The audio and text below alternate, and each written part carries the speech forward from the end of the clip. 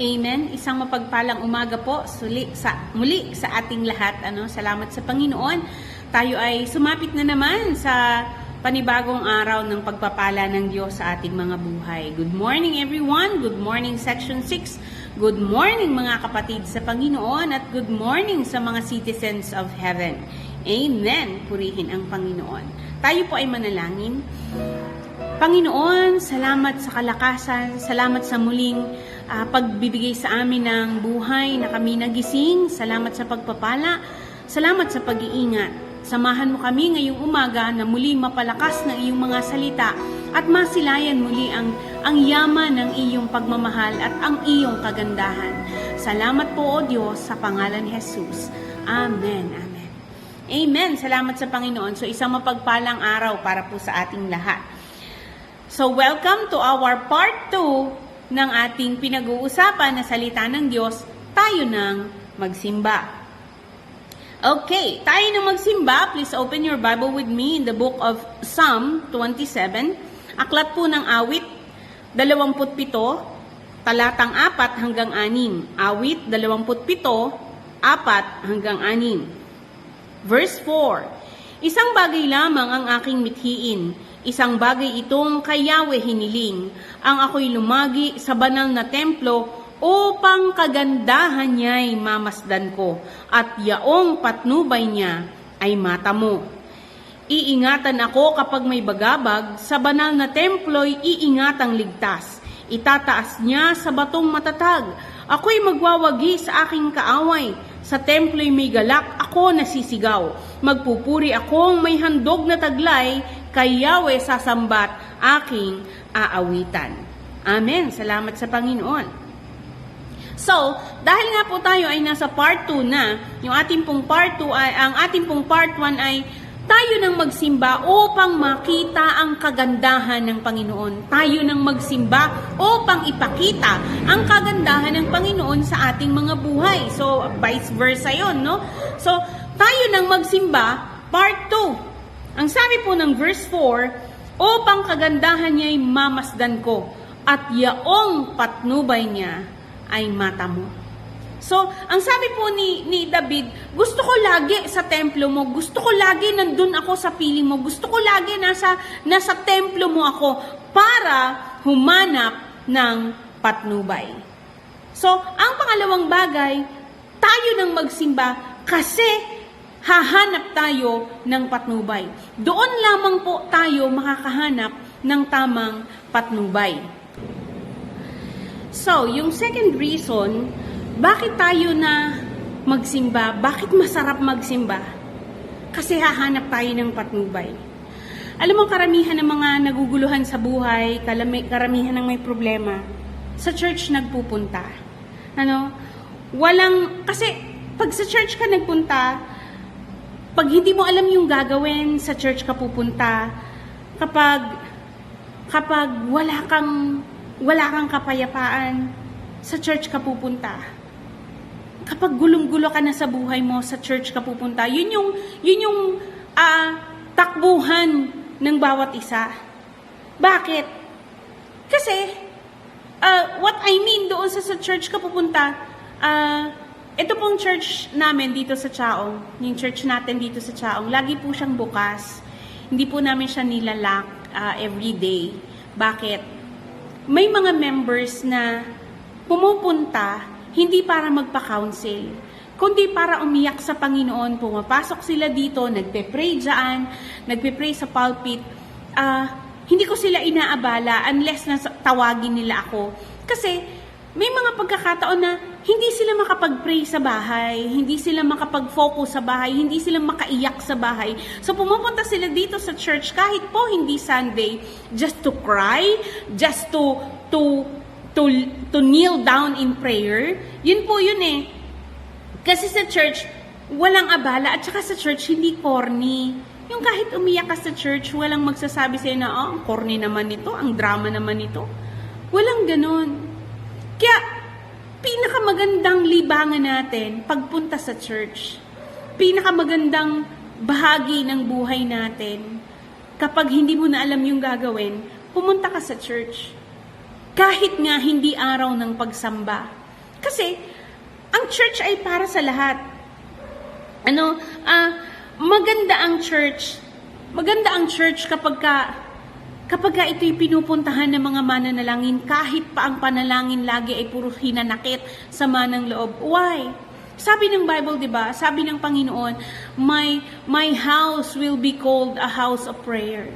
So I encourage each one of us na lalo na yung may bantay naman o kapitbahay naman yung church o may tatao sa church or yung mga pastor na sa parsonage nakatira o sa pastoral house nakatira, huwag nating isarado yung church. There were times na may dadating talaga dyan para lang umiyak sa Panginoon. Hindi kailangang abalahin si pastor, hindi kailangan si pastor ang iiyakan, kundi talagang meron pulpit na naiiyakan. Naalala ko nung nasa Caloocan kami, may nag-provide ng yung parang sa upuan na foam, yung square na sandalan sa mga upuan na kahoy. Di ba may sandalan na square na malapad na ganyan na foam?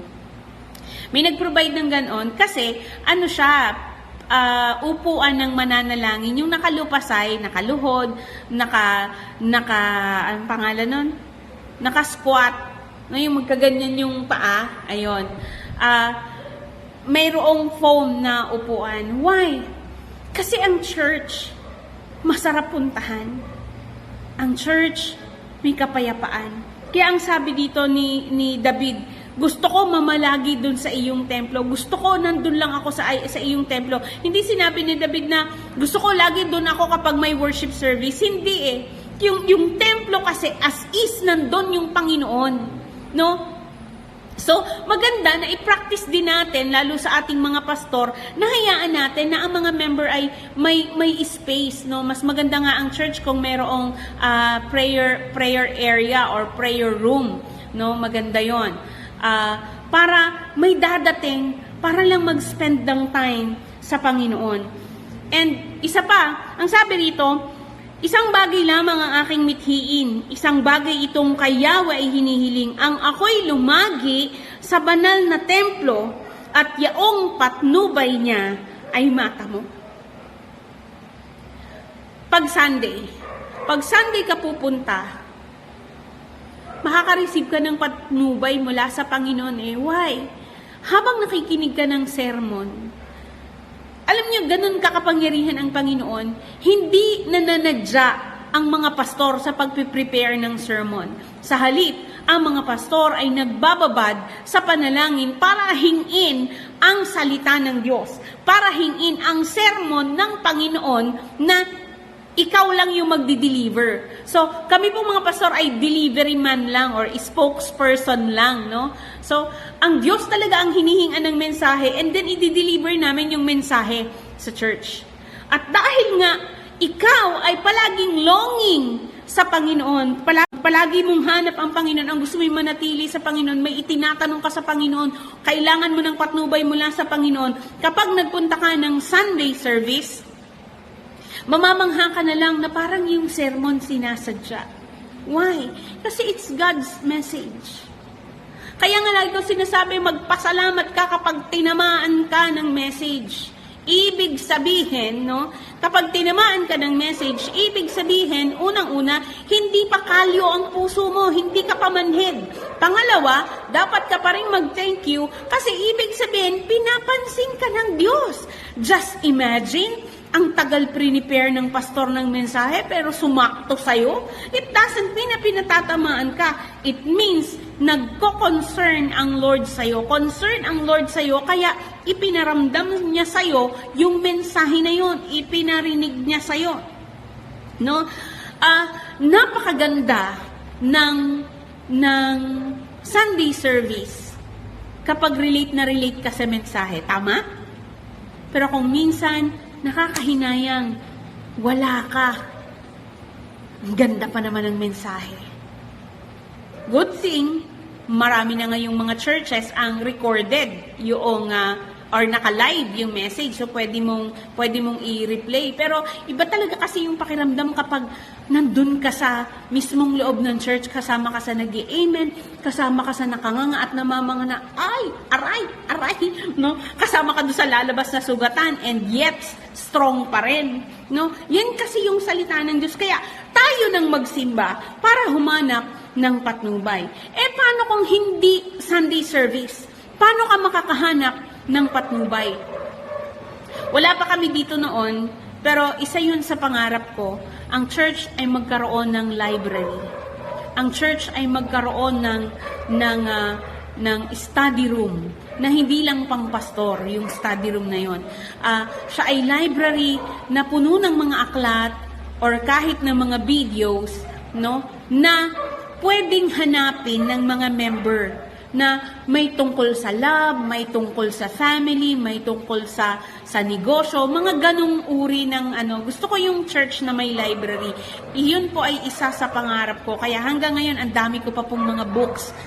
Marami lang nang hiram na hindi na sinole. So, I am praying na ito dito sa Chaong magkaroon ng library. Why? Kasi tayo nang magsimba or tayo na sa simbahan. Sometimes, yung makukuha mong patnubay, hindi galing sa pastor. Hindi galing sa bibig ng pastor o sa bibig ng leaders. Sometimes, makukuha mo to kapag ikaw mismo nagbabasa. Saan ba maraming pwedeng mabasa na patungkol sa Panginoon? Maganda kung sa bahay ganon. Ngunit lalong maganda kung sa church ay may mga resources ka na pwedeng mapagkuhaan. No? Ang dami ko ng books na nawala, pero ang dami-dami ko pa rin books ngayon. Actually, I am trying to gather as much as I can na mga books. Kahit luma na, actually, binabasa ko pa rin po sila. May mga, siguro 90% ng mga books ko ay nabasa ko na. Yung mga 10%, yun yung makakapal na ganito kakakapal. No? Yun yung mga hindi ko pa nabasa. Alam nyo, kung hahanap tayo ng patnubay, huwag kang pumunta sa Facebook. Kung hahanap ka ng patnubay, huwag kang pumunta sa Facebook kasi marami diyang magko-comment ng misleading. Akala mo parang pabor sa'yo, pero hindi. Actually, winawasak ka ng mga comments na yun. Kapag kailangan mo ng patnubay, huwag kang tumakbo sa mga kakampi mo lamang at bias kung magbigay ng payo. Kung kailangan mo ng patnubay, pumunta ka sa church. Doon ka mag-pray. Doon ka humingi ng tulong. Yun eh. Huwag kang pumunta sa magugulong mga lugar. Kung kailangan mo ng patnubay, huwag kang pumunta sa ilang na lugar, sa mga walang nakakakilala sa'yo. No? Baka matempt ka na gawin ang hindi nararapat. Huwag kang pumunta sa trabaho, mapapagod ka, hindi ka lalo makakakuha ng patnubay. Huwag kang pumunta sa lansangan, baka kung saan ka mapapunta at saan ka dalhin ng iyong paa, kasi nga ikaw ay nalilito at naguguluhan. Kailangan mo ng patnubay, you should go to church. Tayo na magsimba. Ganyan kaimportante para sa akin, ganun kaimportante yung Sunday. Lalo na kung kailangan mo ng patnubay. Sa daigdig na ito, si David nga siya'y isang hari na matagumpay. Pero ang ninanais niya, pumunta lagi sa templo ng Diyos kasi kailangan niya ng patnubay. Sinong nagsasabing magaling siya? Sinong nagsasabing kaya niya na siya'y nakatayo? Ano sabi ng Biblia? Huwag niyong akalain na kayo'y malakas at kayo'y nakatayo. No? Huwag niyong akalain yun. Dahil baka kayo'y mabuwal. Baka kayo'y mabigla. Kasi, hindi lahat ng magaling ay magaling nga. No? Tayong lahat, kahit ikaw ay pastor, kahit ikaw ay deacon o leader, Bible study leader, chairman ng ikaw na mamahala sa church, o kahit pa ikay napakagaling, kailangan natin ng patnubay. Hindi natin makikita ang tamang landas kung wala tayo sa Panginoon. So, it's better pumunta tayo lagi sa church. Lalo na nga kapag Sunday. Kapag Sunday worship, we need to go to church. Bakit? Para makita ang kanyang kagandahan at para humanap ng patnubay. Good thing! Kasi Sunday ang worship service natin. Bago mag-umpisa yung mga trabaho at kaabalahan. At ang Sunday ay first day of the week. So every first day of the week, you have to go to church to ask guidance sa Panginoon kung ano ang gagawin mo sa susunod na 6 na araw. No?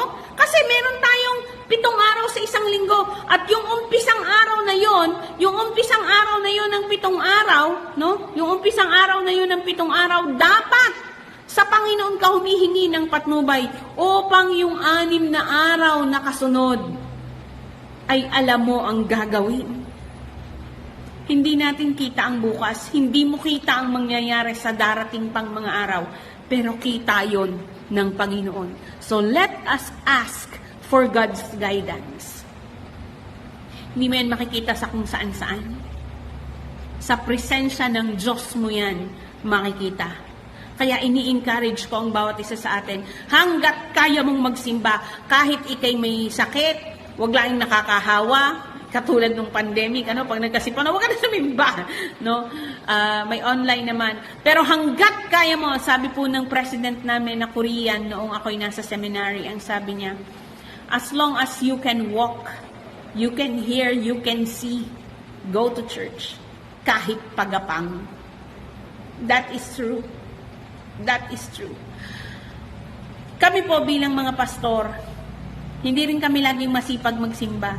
May mga pagkakataon na tinatamad din kaming magsimba.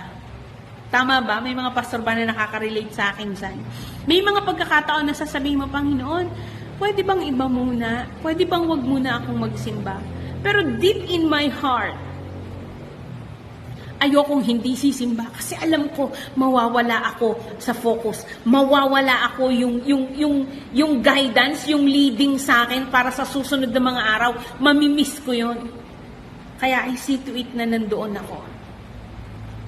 Mula na ako'y nagpastor, siguro twice pa lang akong hindi nakasimba ng Sunday. Kasi nag-speak naman ako sa ibang gawain, Sunday din. So, parang, wow! Kailangan mo ng patnubay? Punta ka sa church. Kailangan mo ng gabay? Punta ka sa church. Kailangan mo ng insight? Punta ka sa church. No? Kailangan mo ng karunungan? Punta ka sa church. At tayo naman pong mga laging nasa church, be ready to be a blessing to those people na darating at pupunta sa church. Isang mapagpalang umaga sa ating lahat. Tayo po'y maging patnubay para sa iba at lagi tayong humanap ng patnubay sa Panginoon katulad ni David. Let us pray. Purihin ka, Panginoon, sinasamba ka namin at pinapasalamatan. Hihingi po kami ng patnubay sa araw na ito. And as we start the day, continue to bless us and to give us the victory na kailangan namin para sa buong araw. Bigyan mo kami ng gabay, ituro mo sa amin ang tamang daan, ang tamang gagawin, ang tamang desisyon, ang tamang isipin, Panginoon, bilang iyong anak, to give you glory. At para hindi rin kami masaktan, hindi kami makasakit, hindi kami madapa, at hindi kami maging katitisuran para sa iba. Guide us, O Lord God. In Jesus' name, this is our prayer. Amen. Amen.